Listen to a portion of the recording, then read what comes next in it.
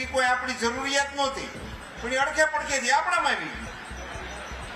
હવે આ ફલાણા ન્યાય થયું, જમાવટ થઈ એટલે એ આવ્યું, તે પછી પકડી લીધું, ફલાણા ભાઈ આમ કર્યું તો આપણે આમ કરવું. એટલે કેટલીક ચીજો આમ કેવી રીતે આવી જાય છે એનું મૂળ ગોતો તો ઘણી વખત રમૂજ જેવું નીકળે. એના લગ્નનો ખર્ચ અટાણના આલ્બમ જેટલો જ હતો, ફેરફાર કેવડો હતો, આવડો મોટો ફેરફાર આવ્યો. બોલો, અટાણનું આલ્બમ થાય છે એમાં અમારું આખું ખર્ચ આવી જતું, એવડું એવડું એનું બિલ આવે છે. આપણે તો પૂછી તો આપણે આકલન.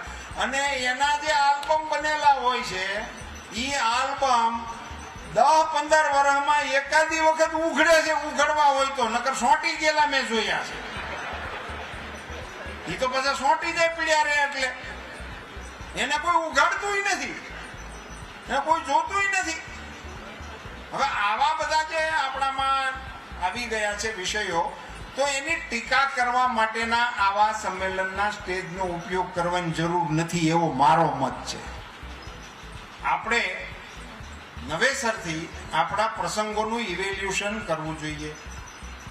પ્રસંગો થતા હતા, પીઠી ચોળાતી હોય સાહેબ મૌલેશભાઈ, તમે તો સાંભળ્યા છે, તે આપણા ફઈ ને આપણા ફુવા ને આપણા બેન ને આપણા બનેવીન એને માટે કેવા લાડ ભર્યા ગીત ગવાતા હતા.